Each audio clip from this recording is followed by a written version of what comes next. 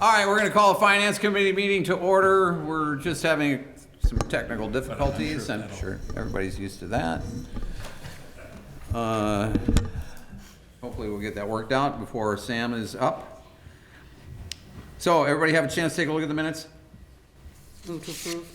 Second? Motion is second to approve. Any discussion? All those in favor? Aye. Opposed? Motion's approved. Approved claims in the amount of $1,046,346.37. Sam, what's the credit? The credit? 40,988. If I'm reading it correctly.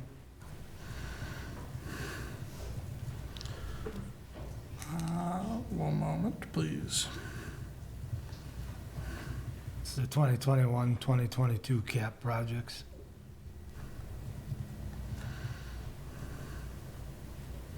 I will have to look into that and get back to you. Okay. Well, here it is. It's on page 10. Credit on Second Street from Wisconsin Department of Transportation. Thanks. Is that from what? Is that just because we complain so much about the shoddy job or what? Move to approve it. Second. Motion is second to approve. Discussion? Yes, I do have one question, and it could be addressed another time, but as I scanned through the payments, you know, it stands out to me that we use AT&T as our cell phone service provider, I believe, and there's a breakdown in a lot of departments, and maybe that's just a bookkeeping strategy as to keep track of what is being spent, but do we have one inclusive contract with them? I mean, it seems like we would have quite a bit of bargaining power based on how many phones and services we're using. I just wondered if we've looked that over recently. Within the last 2 or 3 months, we had an outside consultant look at all of our cell phone bills to ensure that all of our landlines are used, make sure we're in the best plans that are available. And they have assured us that yes, that is correct. I believe all other than our utilities are with AT&T FirstNet, and then I believe our utilities are with Verizon. Okay, so you just have reviewed it? Yep, correct. Yep. I think there was a small handful that weren't being used Yep. that we turned off. And they view us as one account, but we have it split for billing purposes. Which one is that, I'm sorry? With FirstNet, we have, I see, for billing purposes, because those bills come in about a 100-page packet. I see. And so it's easier, rather than going through 1,000-page bill and marking which one is police, which one is fire, which Sure. one is Because you public do works. want to account for it by Yep, but they view department. us as one bill. That makes sense. Okay, thank you. Thank you.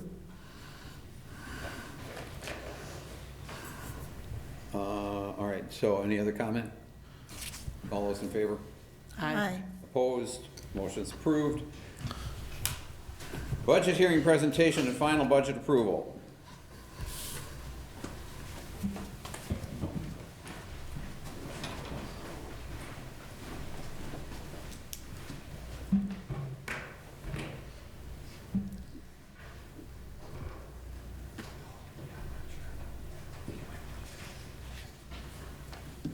Is this presentation different than the one in our packet?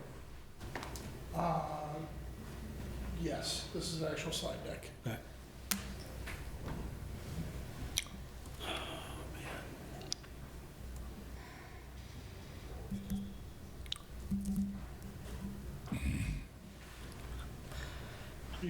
Our council members are able to see those on there.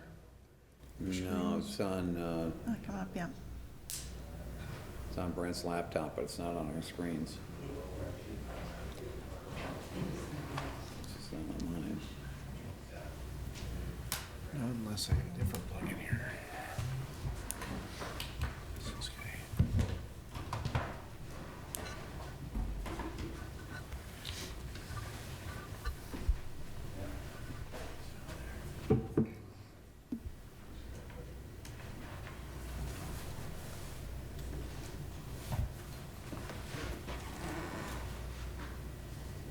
It must be plugged in, it's displaying, but it's not showing up here.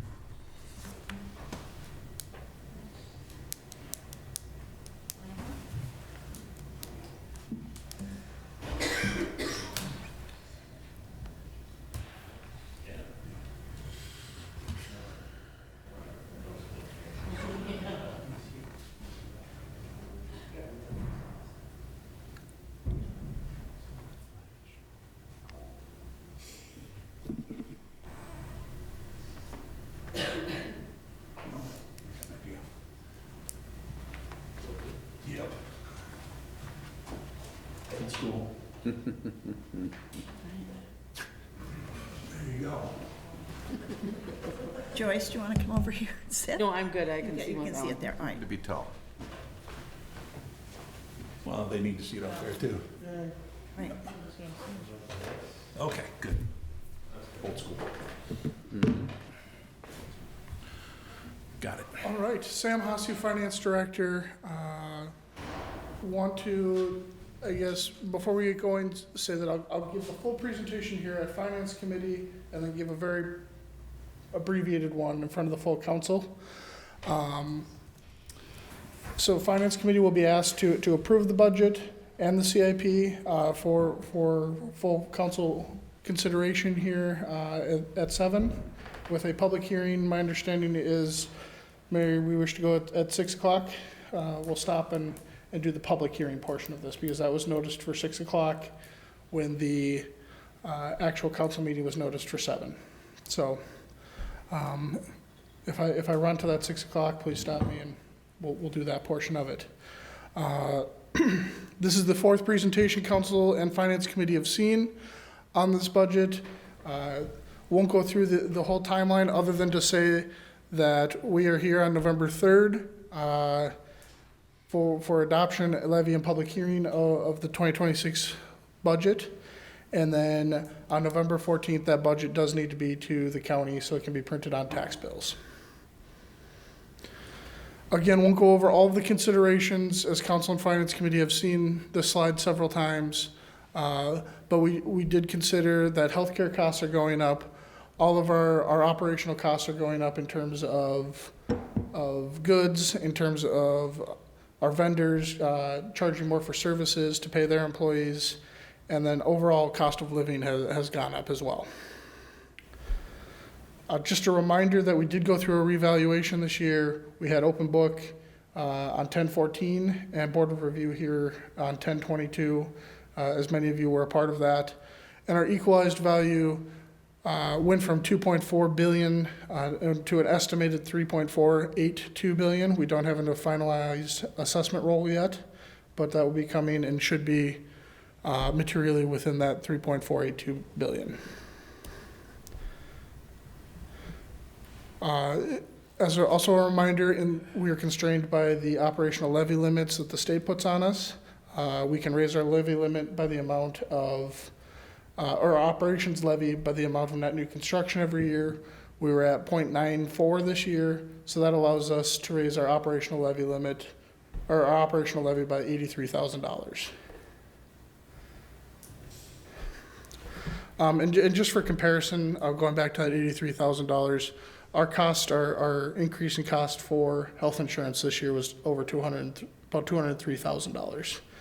So that levy limit is going to continue to be a theme in future years. What is being proposed tonight is an operational levy operational expenditures of $13.8 million and offset by $5.4 million in operational revenue for a property tax operational levy of $8.46 million. In addition to that, we will need $4.34 million to pay our debt in 2026 and a TID levy of $709,000 to cover that. That leads to a total levy of the $13.509 million. If that $13.5 million is then divided by the estimated assessed value there, which is currently our equalized value, we get a proposed mill rate of 3.8799. However, I'll note that in all of the ordinances, it is just a levy. We are enacting, not a mill rate. What is included in this proposed budget is a 3.4% increase to employee health insurance. As I mentioned before, that's about $203,000 an increase. Also a 2% COLA and a 2% step increase for all employees. Also included is the taxi fund hitting the the taxi service, hitting the general fund. That was previously funded by ARPA, and with those funds running out, it is now funded via general fund levy. Also included is bringing the library contribution back to the 2024 amount of $744,366. I'll note that this is still above the required contribution amount, but does reduce their amount given by the city. Items not included in this budget are a public works employee, which we've talked about at both this committee and full council several times. Moving all employees to the 1/1 step increase, an HR manager. What is included is an assistant fire chief, but it is fully funded at $100,000 in 2026 within this budget. So in 2027, that would be added and proposed in that budget as well. Also not included is an increase to library contributions, and I'll note that union negotiations have not yet been completed. I know this is small when it's put up like this in the pie chart, but these are the final numbers for each department's operational budget. I will note that if you go most places in the state or even across the border, you're going to see a similar looking pie chart. The dollar amounts might be different, but public safety and public works are going to be the largest sectors of that pie chart.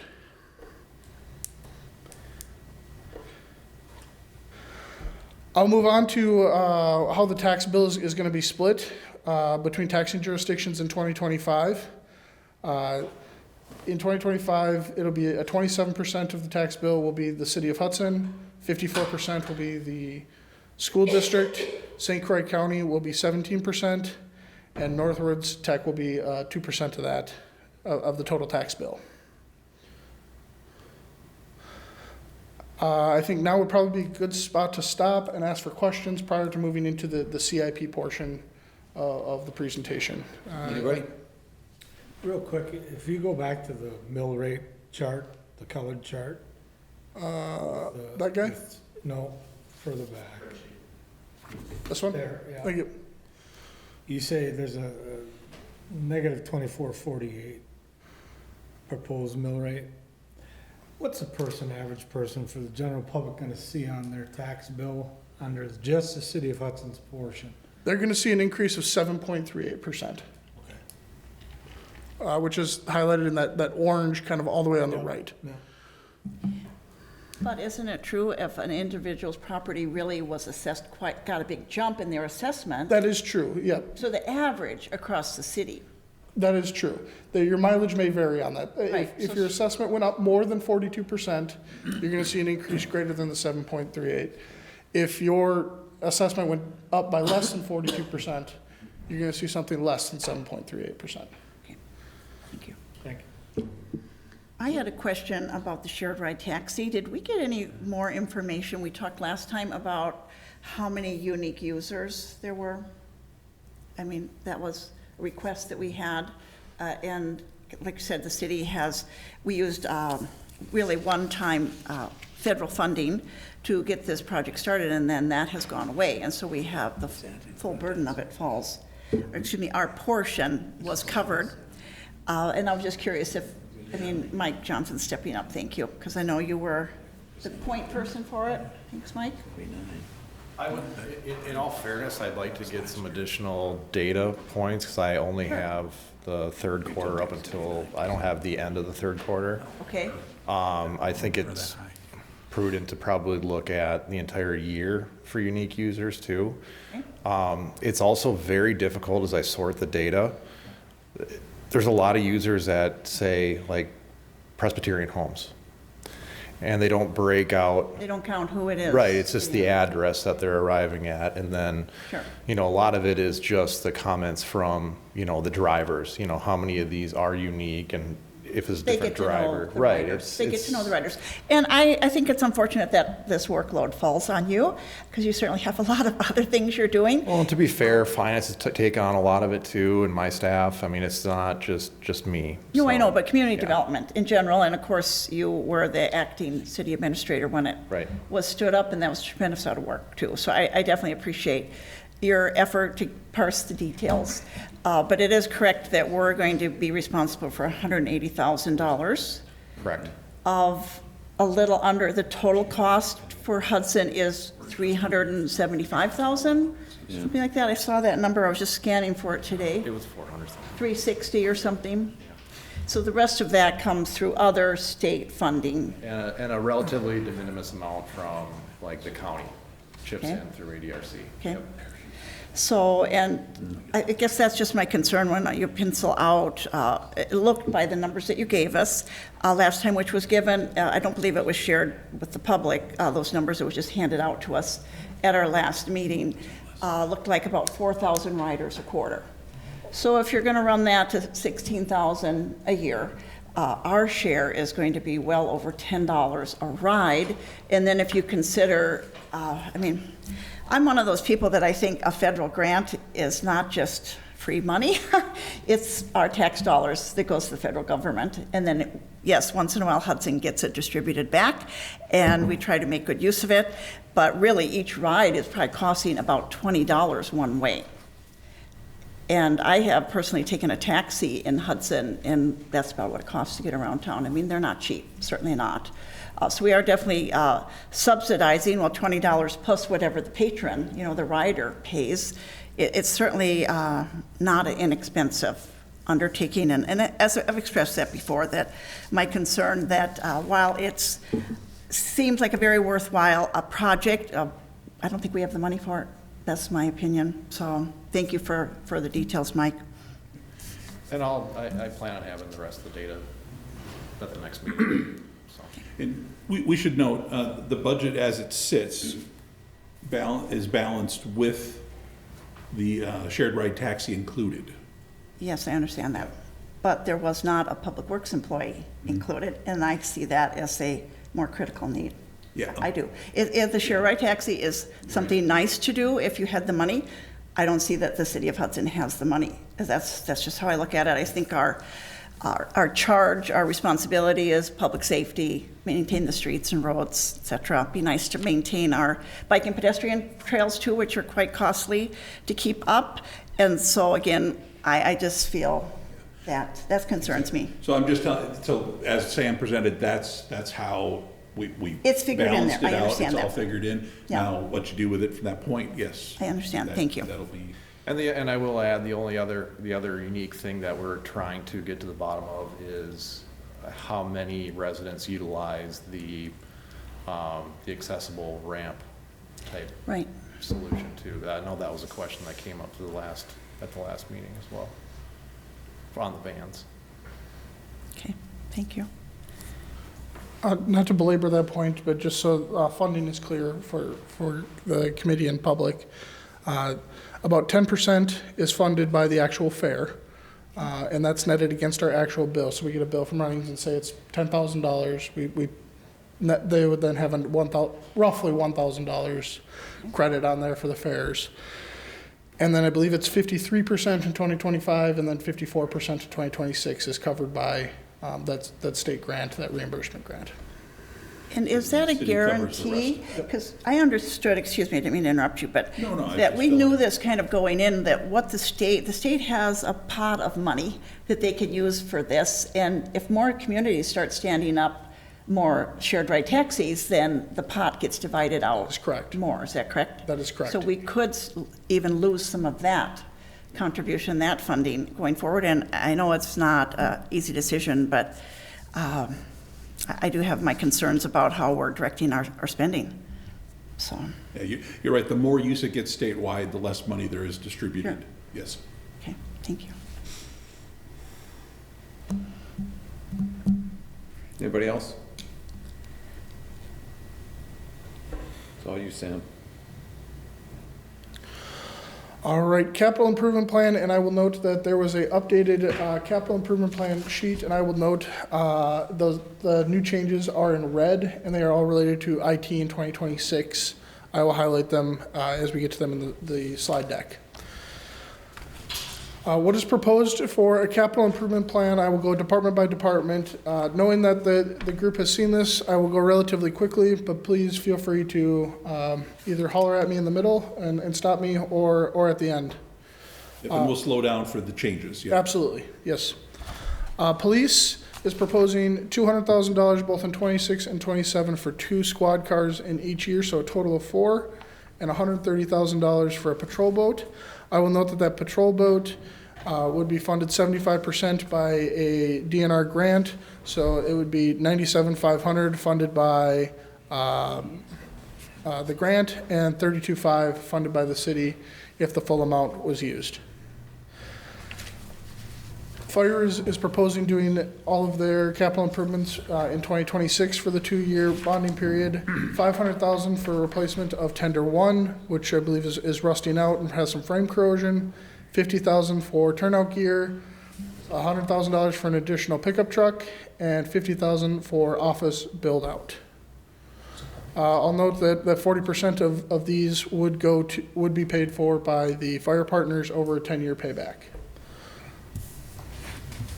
And we should say approximately 40%, because Yes. that amount could go up. That is depending correct. on the values of valuations and that. Yes, and the formulas that of fire as for those contract is towns. half based on equalized value and half based on call volume. Yep. It was noticed at 6, but. Here's where there are some changes. I'll highlight the library, city hall, and fire camera for and doors for Verkada, or excuse me, I shouldn't say a specific brand name, but for security cameras and new door locks. I don't think I'm giving away any government secrets here by saying there's no cameras in City Hall other than the ones used for the broadcast. And I believe fire is using one that was purchased on Amazon, a Ring doorbell type setup. So this would be to get everybody on the same system. Both PD, I believe, and our public works facility and And water sewer. water sewer are all going to this as well. And So to those- note it, what we're looking for in this is, when we do convert, is a 10-year camera system. So we're guaranteed it for 10 years. So it'll be a step up, and in some cases, we don't have anything, so it'll be a step in the right direction. Also 43 for security, hardware and software. Those are things on our network. Also 50,000 for network switches and 40,000 for PC replacement in both 26 and 27. If you total this all up, I believe it totals $409,000. And moving on to elections is requesting $65,000 for the purchase of a DS450 counting machine. This would be an upgrade from their current counting machines that they use. Public Works is requesting the replacement of a plow that replaces a 2010 plow that they have, and then $50,000 for a tool cat, which would replace a 2021 tool cat that they have. Also in 27, $50,000 for a line laser and $225 for a vac trailer. This would be paid for out of stormwater funds and not via the bonding.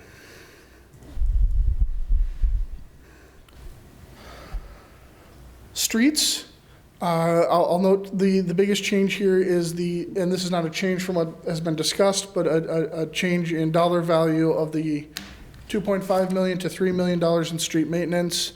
That is an increase per the, and I might mess up the name, but the streets study that was done several years ago that recommended kind of a waterfall increase to our street maintenance budget. So it recommended in 27 going to $3 million. Also $50,000 for each of the following streets and sidewalk, curb and gutter, trail maintenance, and alley reconstruction in each of those years. Could we pause on that slide? Thank you, because I know that was brought up much earlier this fall. You're right, there was a goal set a few years ago. We realized there's some streets that really urgently need repair and maintenance. Our newer streets, we are setting that objective of doing seal coating or whatever the actual treatment is for them sooner, as to maintain their longevity and keep those streets serving the public as long as possible. I guess this was a question that was proposed, and there was a time when we didn't quite think we'd make our levy. You know, we weren't going to have enough money to do what we needed to do operational. And I just feel like it's worth a discussion. At some point, we are definitely going to have to make some significant investments. Why am I looking at you, Joyce, for Yeah. 9th Street? I don't know. I think of. Not my district anymore. No, it's not It even, used to but be. you certainly have advocated for it, and Yeah, so I'm still expensive. advocating for it. Absolutely, and so, we'll be increasing, if we do follow the plan, it was a goal, it was aspirational to increase it, that 3 million still wouldn't do that street that you have advocated for and talked about certainly, and it's in also Councilmember Brooks' district really, as it goes down the hill. Do we want to do that, go ahead with the project? We won't be able to do 9th Street with this amount of money, we'd need even more. Or should we hold back and spend less? I mean, I just like to have some conversation about how my fellow council members feel about it. Any comments, anybody? I don't think that us changing our infrastructure plan is the right way. If anything, I'd cut out some of the tools and accessories that were being requested. I find that interesting that you say that, Randy, because I had the same thought. I know that our department heads have wisely chosen to sell. Do you need to stop us? Yeah, for the I public was hearing? going to interrupt you. Let's do So it. hold that thought. We can talk about more. Hold that thought. So, everybody here probably understands we had a bit of a snafu with the notice that went out for the council meeting. Instead of showing 7 o'clock, or 6 o'clock rather, it showed 7 o'clock for the beginning. Did I say that right? Yeah, you're right. Instead of 6 o'clock, it showed 7 o'clock for the beginning of the council meeting. So we're. We published the- We will do the regular council meeting at 7 o'clock, but in the meantime, we had a conflicting notice that went out for the public hearing on the budget. And that public hearing notice was for 6 o'clock. So what we're going to do is break right now. We are going to convene council meeting so that we can do the public hearing.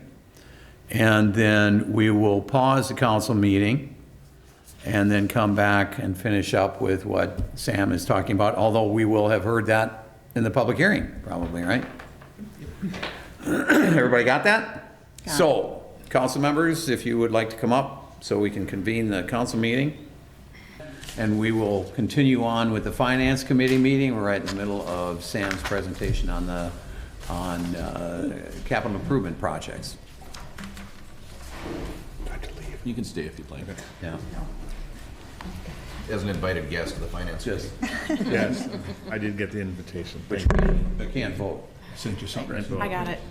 I brought hors d'oeuvres. Well, I'd like to go back to, Randy and I were talking a little bit about ways that we could address our streets. What I started to say was I admire that all of our department heads have a plan on how long an piece of equipment is viable. Can we sell it to a secondary market? Another smaller community might use it. And also, so a plan for replacement of equipment. I think that's really important and it's very valid, but we have failed to move the needle real far on the plan to improve our infrastructure. And so I agree with your comment. It occurred to me that what if we put some of these equipment purchases, while they are significant, and I don't want our city staff to be working with broken down equipment, what if we delayed some of those a year or so and started to spend more money on our streets, on that bigger infrastructure, because we need to make a jump on it. That was my thought, and I agree with you. I mean, and then all of a sudden, we've got 3 new expensive camera doors and security issues that came up on this. I understand the plan, but it's bad timing probably for more extra. That's just some of the equipment. And I know, Jeff, you don't want to hear it, but do we need 2 to 4 squad cars in the next 2 years? Can we get by with 2? Thank you. You know, those are the questions, some of the. Right. A squad car is, by the time it gets fully outfitted for the officers, it's $100,000 a car. Same with, correct? fire department, do we need a $100,000 pickup truck right out of the bat? I mean, wrong time, bad time. There's things that we could delay or cut. Yes. And I'd much rather do equipment than personnel. So are you thinking this is the time to do that? Because this is not actually included in what we're talking about right now. And we haven't approved the expenses yet. No, I would just walking back and forth. Right, well, I mean, it is interesting that Oh. while the CIP I'm was. sorry to interrupt. Yeah. I didn't mean that. We haven't really discussed the CIP. It was presented a few sessions ago. And it is, the unfortunate part is we're having to borrow this money, you know, for the public who doesn't understand what we're talking about. We would be borrowing to do these projects, and so that does increase the cost. And that issue came up when, you know, we were making a jump. We had made that goal or plan to start spending more on streets. And I don't, you know, it's a thought, it's something to discuss. Well, and remember too, the borrowing would take place, we typically do that in March, April. So what you see on the capital improvements, we can, you know, review and continue to have that discussion all the way up till we do some sort of borrowing on it. It's just, you know, just, it's the old adage, I mean, just because we have the money, or just because we can borrow it, doesn't mean we need to spend it. And that's our fiduciary responsibility as council, is to get the best bang for the buck, watch out for the taxpayer dollar. The way we are tight as we are right now, like I said, just a little bit ago, I'd rather cut equipment than employees or services. And I don't think we're at that point, but Well, and the two are different, I always hate to say it, but the two are really different pools or pots they are. of funding as The well. overall concept is we're spending money. Still comes out of the same pocket, our taxpayers, you know, Yep. they're paying for it one way or the other. And I think we're probably all feeling very excited about the new buildings that are going to be coming online in the next 6 to 8 months, and what that's going to do for services provided, morale of staff, and so on. But that's a significant cost that we're extending ourselves as a city to do the two at the same time. I'm much in favor of them, but at a certain point we'd have to say, oh, do we need to pull back on other spending? And I was just under the impression that we were supposed to discuss and vote on this today, so that the department heads can plan for their Well, purchases. and the idea would be to vote on something today to pass a capital improvement plan. Yeah. That could be adjusted, though, all the way up till the day of borrowing, right? You can make that adjustment all the way up to the Sure, day of the but if borrowing. the fire chief needs No. to find, Yep. track down a tender, that takes some work. And Yeah, there's a few effort. things that, you're right, some of them Yeah. should probably be, If in we're the gonna works tell early them on, yes yes. or no, are we gonna do it or not? so, I don't, the one thing to remember though too is, anything that's in capital improvement it's not directly correlated to the amount of employees you have or the benefits that the employees have. They're two separate groups of money. I know it's still tax dollars, you're right, but if you let's say you cut 2 million out of capital improvement, that doesn't change the pool that you have for employees, right? Just doesn't give them the equipment they need to do their jobs. So I you've got understand, this completely, separated down the middle of all of your equipment and all of your things that you need to operate the city as far as equipment goes is in one pool that we have to borrow for through capital improvement. And then all of your operational expenses for employees, employee benefits are in a completely separate pool. And they no longer, the way it's organized, it no longer touches the other side, right? So whatever you take out of one doesn't help you boost in the other. no, I understand that. They're two separate pieces. I think we all understand We do that. understand that. Yeah. But the question was, do we feel good? I mean, that was brought up perhaps by you, Brent, about this, because you knew that in the Exactly. past years there have been this discussion about trying to boost up how much we're spending for infrastructure. Again, some of the really big projects, we're going to be bonding for the whole project probably at the rate, our funding is going. I think, Sam, do you have that? I know I hate to put you on the spot, but the slide or the question was, for every $1 million, I think that's where we were talking, for every $1 million, how much does that equate to in taxes, right? Because it's stretched over a 20-year project period, right, or Yep, let me unhide this and a slide, give me 20-year 1 second. loan. depending upon what we end up with. And so by, what you end up doing is equating whatever you borrow in capital improvement, you're right, is directly correlated to the amount of money that you're taxing, right? So much, every $1 million is how much per household.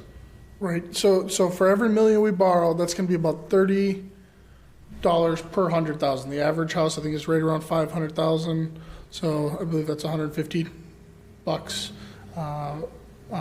per year to pay that debt off over 20 years. Yep. That's for every million you borrow. So a $500,000 house, $1 million borrowed, so you'd have to cut $1 million out of capital improvement in order to save $150 per household at a $500,000 house. So that's what you're dealing with. It's $30 per 100,000 borrowed. But you know, there are people that Per look at 100,000. that, and they can't afford that.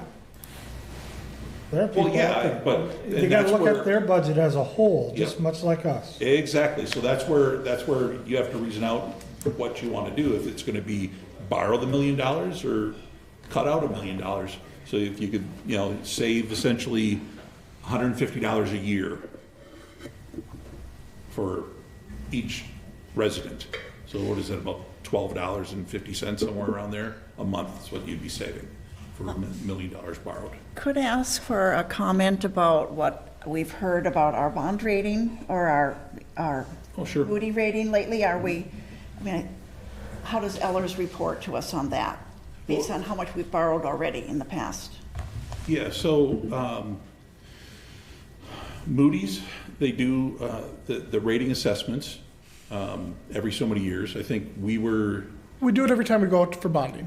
We get an updated, We've got a report. but then they also do their overall assessment, which we're going through now, but every time you borrow, they look at our assessments. This last time that we borrowed, how did it go, Sam? so there were Last really time we there were borrowed? really two issues that they pinpointed for us. The first there you being our amount that we go for debt is higher than similar sized communities, and that is across the nation. In speaking with Ellers, and I'm certainly not putting words in their mouth, I hope here, that's common for Wisconsin. Because of levy limits, a lot of municipalities have transferred those operating expenses. So things like in the CIP, you see the cameras, the PC replacement, the hardware and software. Those are really items that should be in an operating budget. But because of levy limits and those not being attached to inflation factors, we've switched some of that to debt. Hudson's not unique in that. Yep. The other is the city of Hudson has chosen not to grasp all of its maximum levy over previous years. So one of the concerns we heard last time was your budget really is, we're concerned that your operations are exceeding what your revenue is coming in. So you're doing too much with too little, was one of the. Yeah, our amount, our operational amount is far less than the amount that you would see for a city of our size. So in other words, we should be probably operating at about a $25 million budget. We're operating at about $13.5 million budget. I understand that, I've heard that for sure. So that's the other concern that Moody's has. So our ability to borrow is becoming less and less over time. We have to borrow it in order to do operations, and that's just what we're set up here in Wisconsin. And we're hearing that in straight across the state, especially this year. There's that desire to possibly do a 0.5% sales tax. That's getting more and more popular across the state. A lot of communities are talking with their legislators about trying to get a 0.5% sales tax, because everybody's at this level of everything's dumped into capital improvement, like the menial expenses, the smaller expenses, instead of your operations, because of that levy limit that everybody's found themselves in. So we're not unique to it. Right, it's not that Hudson is in. There are not cities tradition- that- We've been responsible, we're, having a very tight budget, tight operation, I definitely appreciate that. But it is unfortunate that we're having, it's like using a credit card to buy this equipment. And It's absolutely unfortunate. It's unfortunate that we have to do that, and so we have to be careful about how we spend it, that's all I think. And some Take them cities have through been this in that here. a lot longer than Hudson. We've had the opportunity of some growth along the way, right? Yes. Some cities have been in this situation a lot longer than us. Yeah. So where are we at in our borrowing relative to our capacity to borrow? What percent? In practicality or what the state mandate is? Yes. Because I believe the state says, is it 5 or 10% of your equalized value? Yep. So we're So- nowhere near that. Yeah, it's like 120 or 130 million. It's possible. What practicality is, we're really close. Close to our capacity? No, No, we're not. no, we aren't. The majority, the more you borrow, the more you're gonna have to raise, obviously. But I've always gotten the Go ahead. impression from the reps from Ellers is that there's a lot of room that we could borrow. Is it Right, smart yes. to? Is I'm, it? I'm thinking, Well, that's I was just under what the you're impression saying, we're at yes. like about 10% of our capacity. Right, I think Yeah, you're right. I believe that's our legal capacity. yes. Let me pull that up right now. Boy, I'd hate to there we see our go. tax bill if we were up at 100% of our legal well, capacity. Oh, my That's goodness. the way I meant, but yes. Oh, do any of these have that on there? And then Moody's did not change their bond rating, They have not, no. No, still double A. Okay. Yes, we're still in the same bond rating.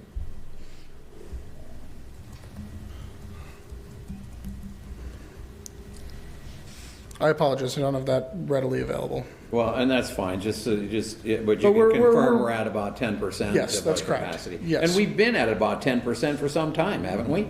As long as I can remember, we've been at about 10%. So I understand the whole debate, discussion about we're having to move more and more of capital projects, what we might consider operating expenses, over into borrowing situation. Yep.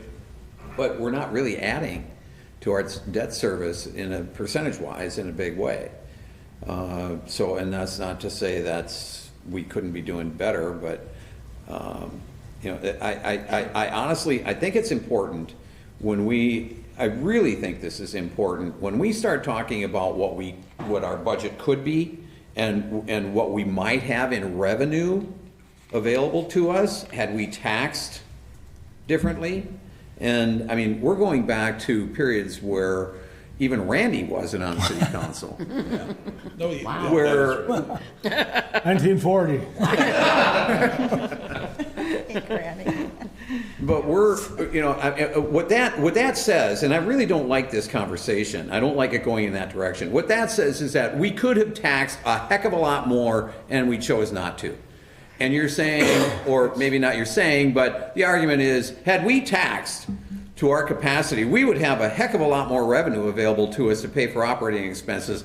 That's a fallacious argument for a couple reasons. Number one, there's no reason that these previous councils should have been taxing to the ultimate limit that they could have taxed just so that we would have revenue for operating expenses that, and here's the fallacy, that we know would put us in jeopardy anyway because we would have spent all that money.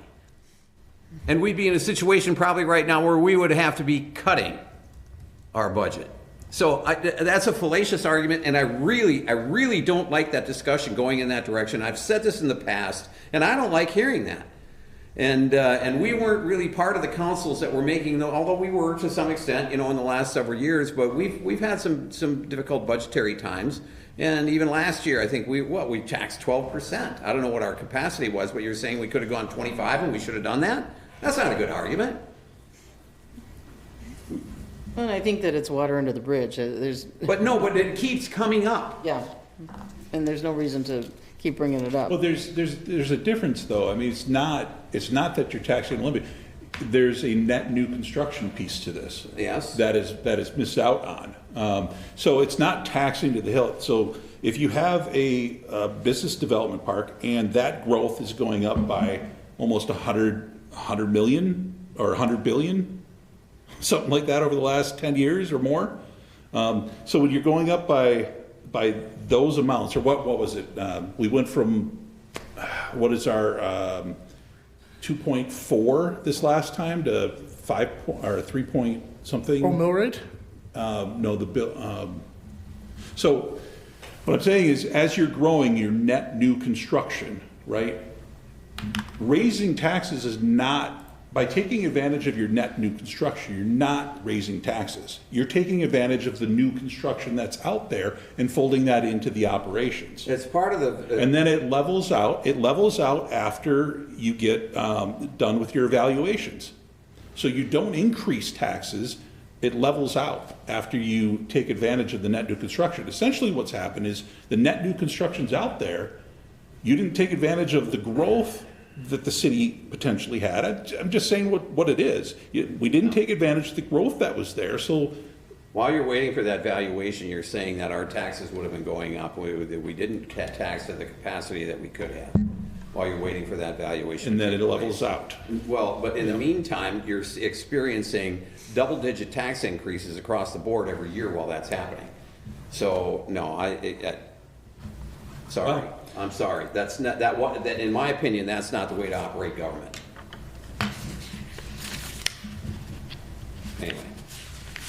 Well, again, we're seeing that negative amount now, so. And I also want to reiterate, I don't think myself or Brent are putting a value judgment on those decisions that were made. It just keeps coming up, Sam. Yep, understood. All right, we're, in terms of discussion, I think we were on streets. No. Parks has removed Anderson Park from their request. They are going to fund that through the 2025 borrowing at this point, and then are currently asking for $15,000 for miscellaneous park benches, fences, playground equipment, that kind of maintenance in both 26 and 27.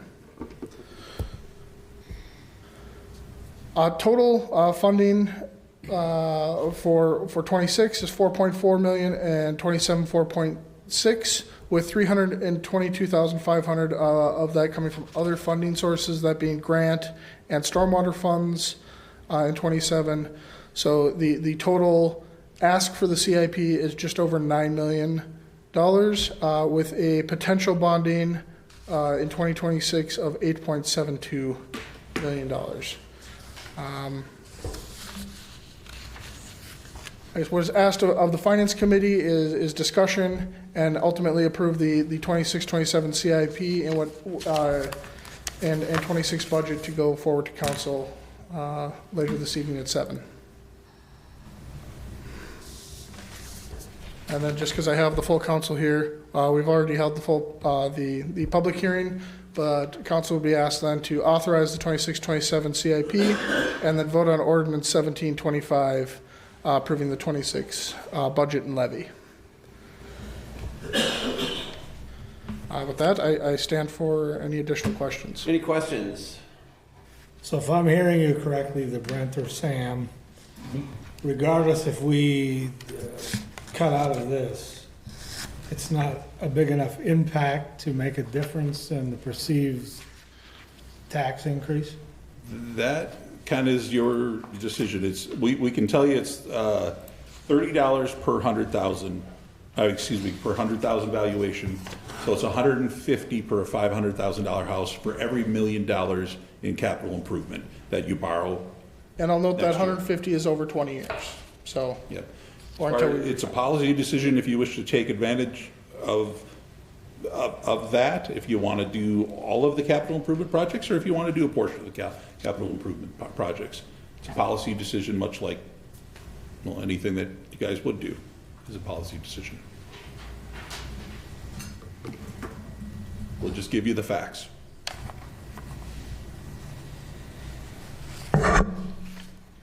Right, so you want motions to approve the budget and approve the capital improvement plans? Forward it on to council. Forward on to We're council. still in finance, and we still have one more presentation yet. And,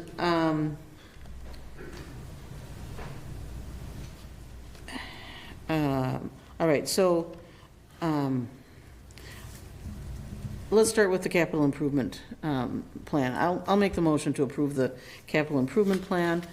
I think that, I don't think that we should, reject anything right now. We have some time. We can always change this in the future, but I want to give the department heads an opportunity to prepare arguments if we're going to be taking anything out. Because they might have some very good reasoning. So for example, replacing equipment. They may be able to, they may be saying, all right, if we wait a year to replace a certain piece of equipment, then this is how much we can get next year for this piece, for the old piece of equipment. This is how much we can get the following year for that piece of equipment. I want to give them the opportunity to make those kinds of arguments.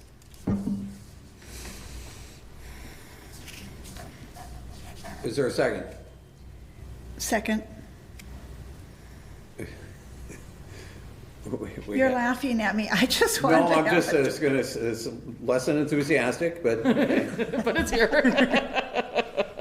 Well, I hesitate to put it off. I think we should make a decision.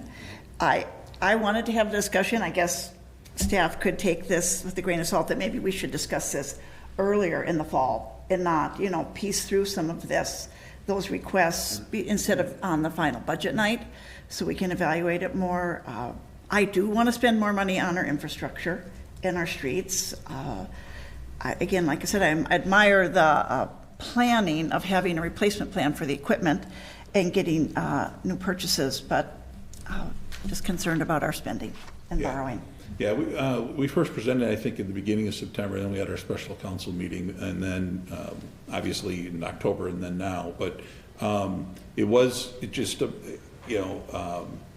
there's a few red line items that we had added in the last few weeks, as the numbers didn't come in until recently with some of those numbers. So you saw some of those small changes.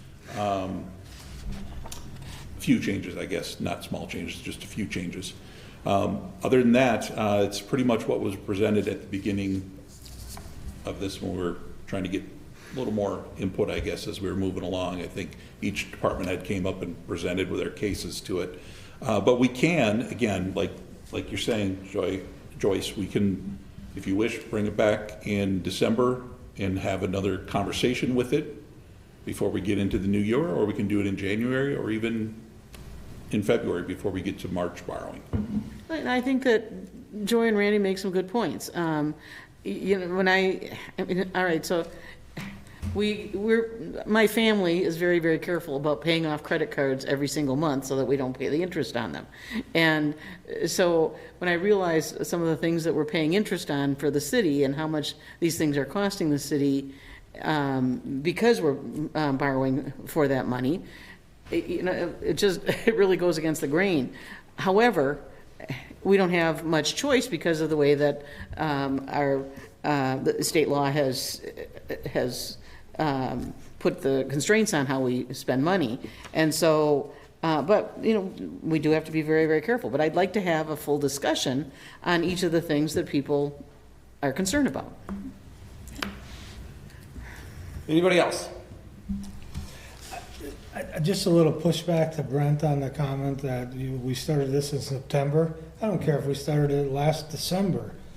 When we may have ideas or we hear from constituents about something in the budget, those are gonna come up when we decide to bring those up. Absolutely, but what I'm saying is we were pulling or teasing information from you as much as we could Yeah, in well, September. it's not all gonna just happen like that when you guys decide to ask. But- It's a process.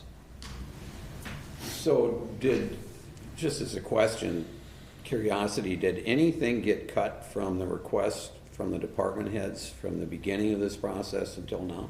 Anderson Park would, I believe, the only thing. That's it? Anderson Park, and again, we did not hear anybody wanting to cut any pieces of this. That's why it's presented the way it is right now and today. But yeah, if we want to cut, you can do that all the way up to the last minute. You can do it now, you can do it in January, February. It's all your decisions, what you want to do with this piece. If there's items on here, then by all means, you're right, it has to be part of the discussion. Okay. But if we do move forward and approve it, and the council approves it, I'm assuming that we're going to stay with that plan of increasing the spending to $3 million on our street maintenance. That's your choice too, yes. I mean, if we're not going to do that, we should decide soon, probably just for engineering staff and so on. Yep. If we're going to cut Absolutely. back on that. But to that point, Councilmember, I think the cuts are were easier in September than they are in October than they are today, and they're easier today than they are 6 months from now. I'll pick on a police vehicle. If we know we're not going to spend that money today, then we don't have to spend the staff time looking for quotes and then bringing them to council, and then at that time, the decision then being made. That's not to say it's not the council's purview. It is certainly the purview of the council to, at any point, say, nope, we can't expend those funds. No, I realize, I agree with you that it takes some time to source those, especially if we're buying a used fire truck again, take that as an example, that I don't want that to be a wasted time, because that same vehicle probably won't be available in a year and a half if we push it back. So I do think, and our Public Works Committee did, of course, discuss this. Our city engineer and our Public Works Director does bring their recommendation of what streets and what they think it would cost. And I think we discussed that maybe in July this year, June or July. So we do go over that as a committee. So that isn't certainly a surprise. That dollar amount, again, I think we just have to keep trying to choose wisely, which I think our professional staff is, on what streets we can spend money on. Unfortunately, at some point, we are probably going to have to bond enough to do some of the bigger projects for the whole dollar amount, unless something like the sales tax comes through. That would be helpful. Anyway, thank you. Anybody else? All those in favor? Aye. Aye. Opposed? Motion's approved. Thanks, Sam. Are you up here for the next one, too? No, we got We to got haven't to done do the the budget. budget portion as well. Oh, I'm sorry, that's right. Yep. Yeah. I'll make a motion to approve the budget. Second. Motion is second to approve budget. Discussion? Yes, I would like to offer an amendment that we approve the budget, but instead of funding the shared ride taxi, that we use the money to hire another Public Works employee.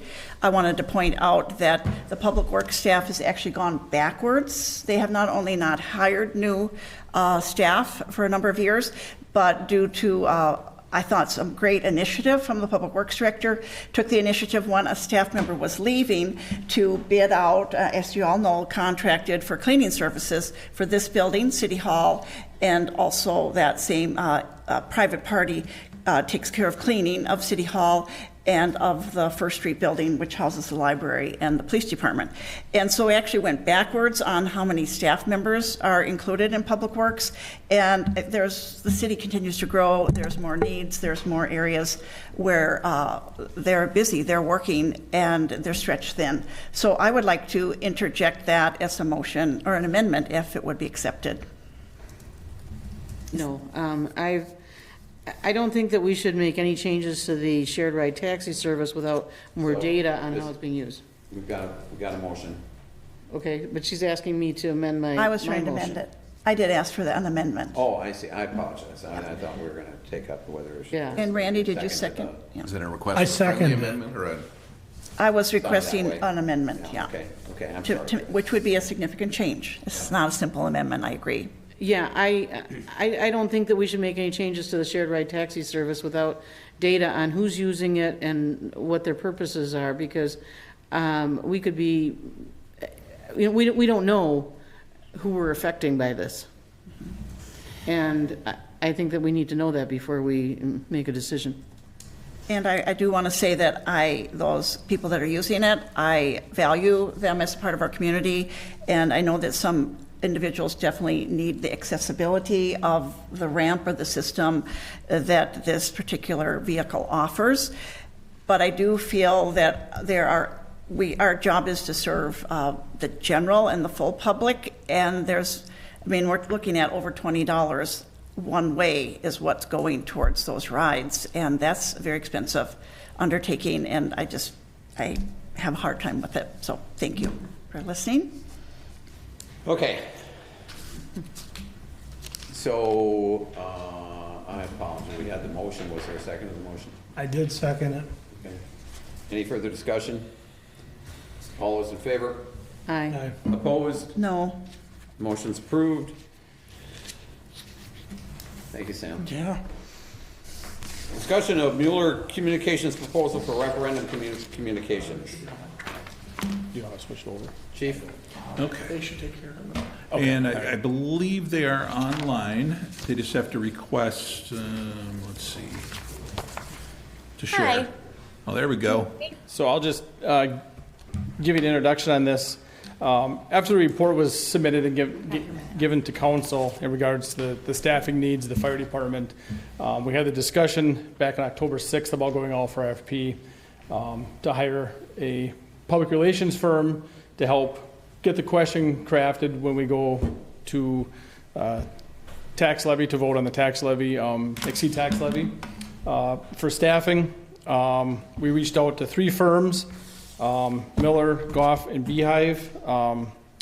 Miller was the only one that submitted a full report, a full proposal. Goff, we met with via Zoom. They never did submit something, and Beehive never got back to us.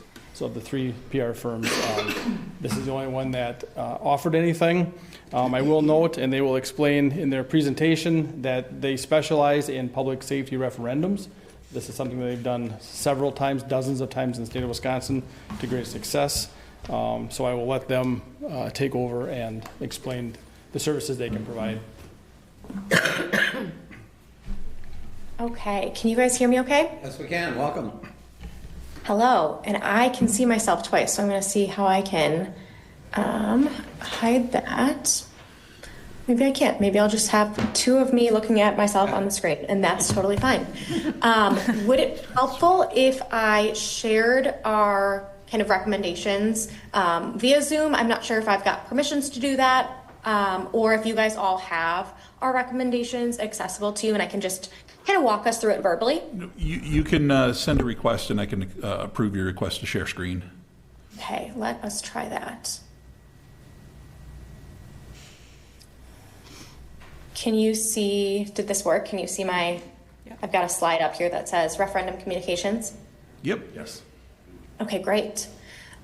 So, like I said, I'm just going to kind of run through just a few slides here, kind of introduce Miller Communications a little bit, and then talk about sort of what our recommended approach is to communicating when a referendum is sort of in consideration on the table.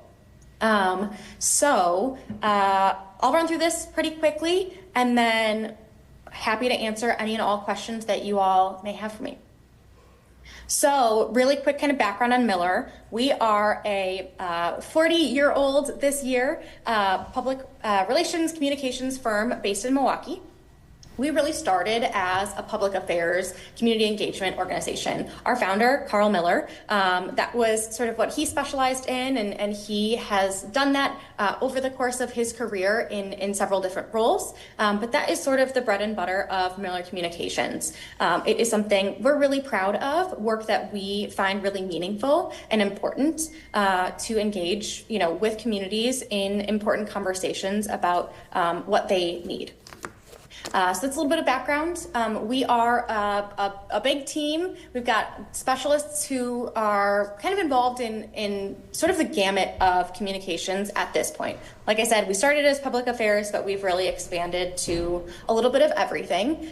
So that means we've got creative team, a full suite of graphic designers, folks who specialize in web development, sort of all of the different kinds of things. And the reason I bring that up is because we find that when we're talking about a topic that is really important for someone's real life, and heard you all talking about what is the impact on taxpayers for many of the conversations you all just had about budget, we feel like it's really important to make certain that members of the community are aware and engaged in these really important conversations. And that means, and we'll recommend that, and I'll walk you through that in a little bit, that we are creating touch points and opportunities for engagement that meet people where they are, kind of regardless of how they get their information. So if that means that some folks are on social media, we want to make sure we're there sharing information.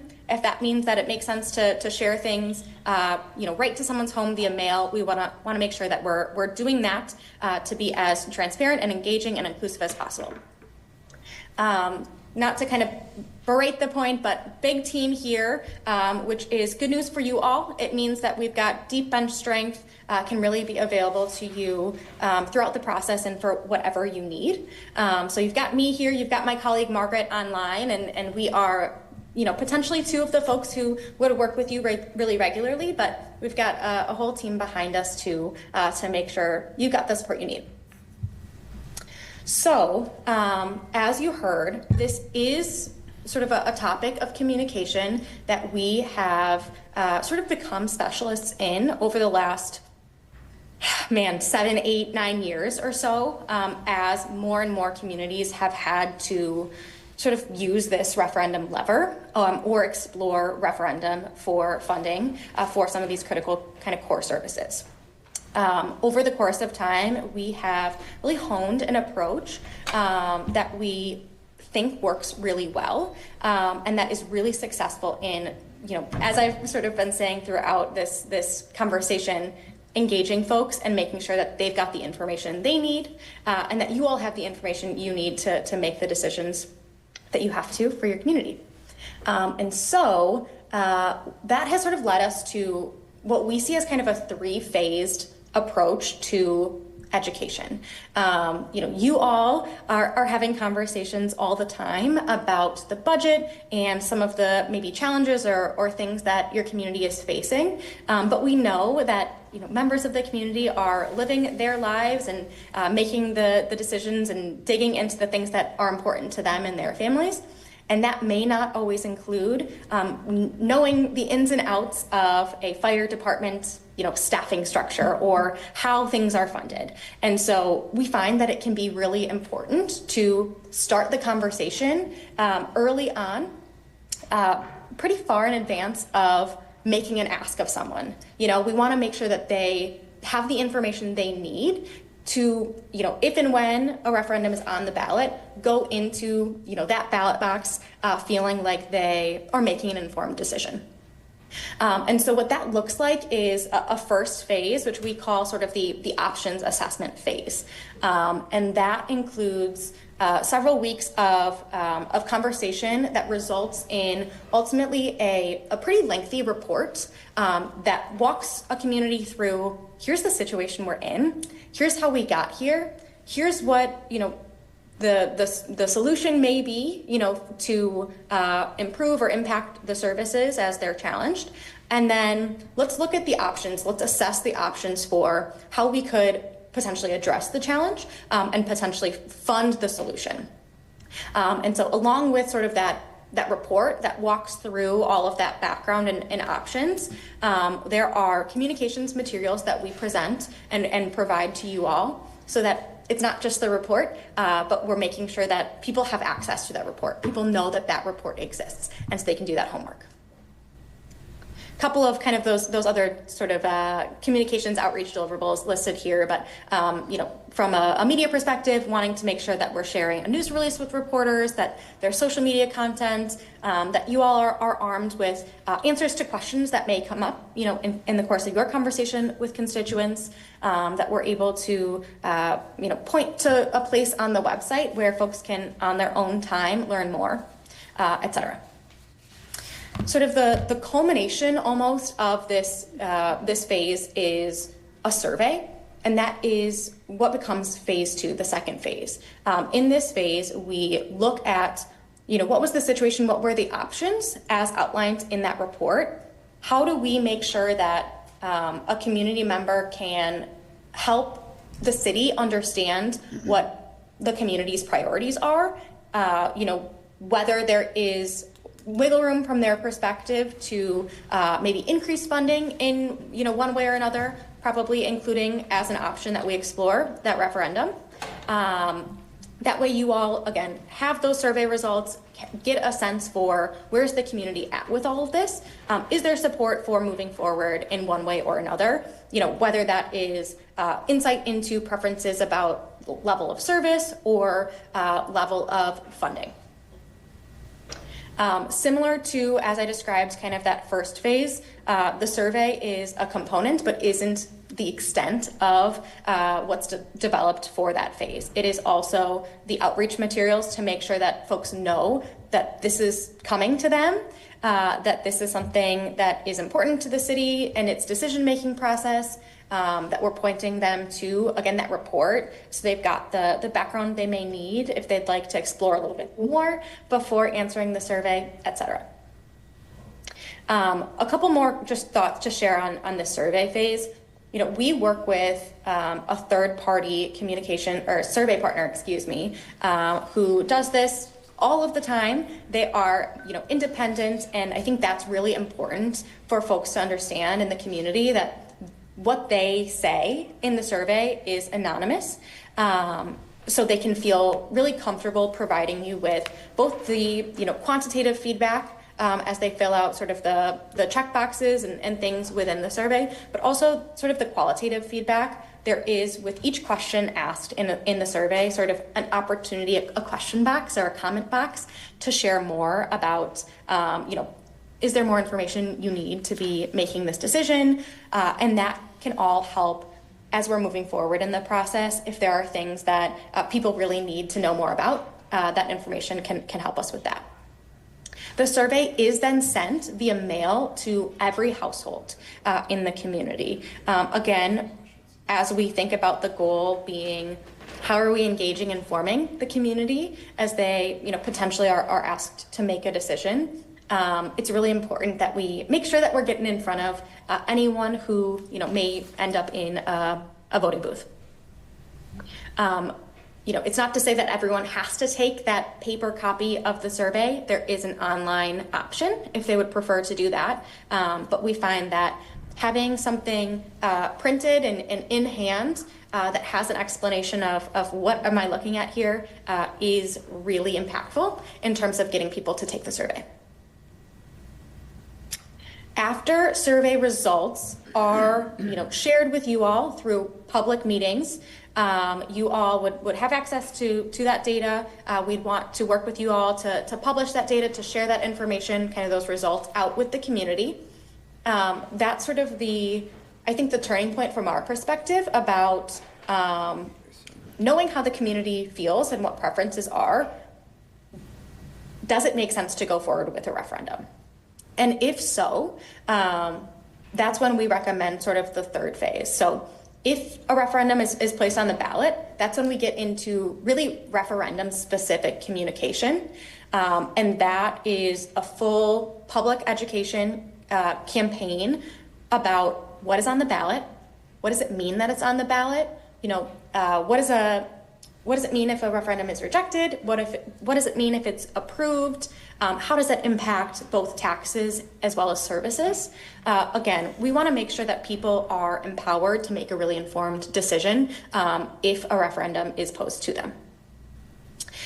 Sort of the theme for the evening is, and we do so by sharing information with people in all kinds of different ways. And so, you know, we would at this point kind of work with you to really hone what those ways are based on your community. But it is likely to include, you know, a full suite of messages and answers to questions that are probably going to come up, design materials like fact sheets or presentation decks that can be used to host information sessions and to share with people.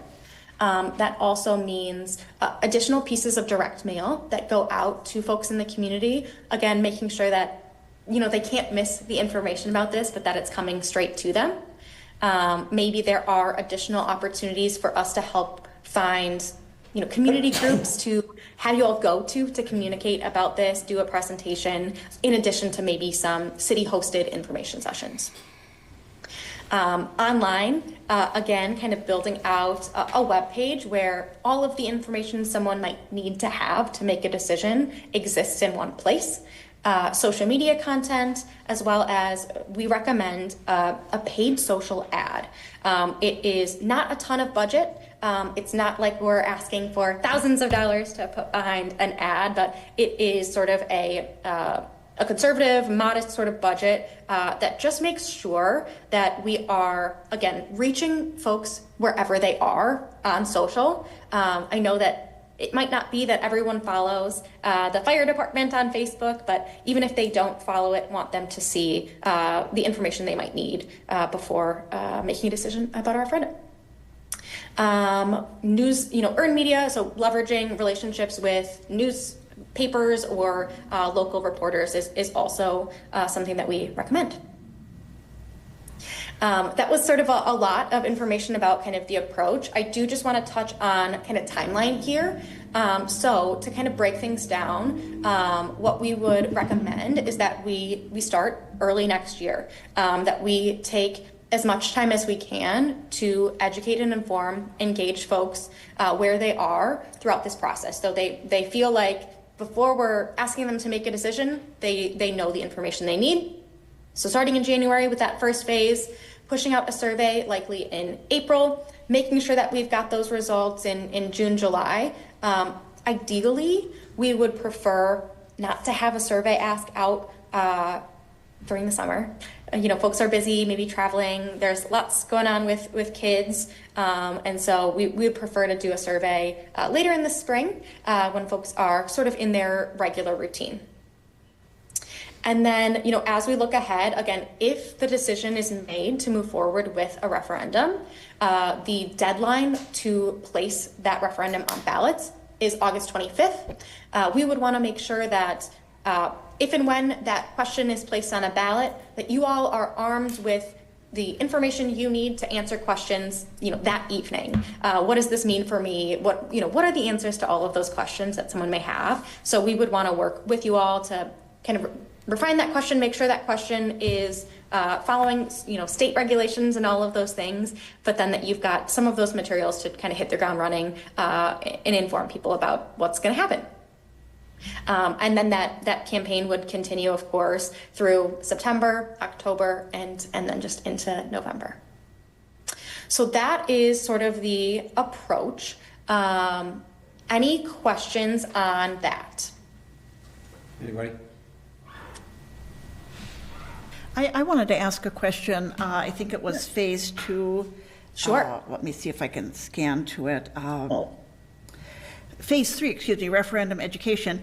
In the blue box where it said about the goal, Yes. I thought it was something important that we should note, your statement about municipalities and departments cannot advocate for a specific outcome in an election or a referendum. And I think that is one reason that it would be helpful to us to hire a professional outside organization who's going to word all the documents, the promotion pieces, posters, that here's information. We're trying to help you understand the situation and make a choice versus, hey, the fire department needs more people. We aren't allowed as a city to present it that way. And so I do think that's a helpful aspect about having experienced PR firm, is how to word it in a way that, like you said, we have to abide by state regulations. Yeah.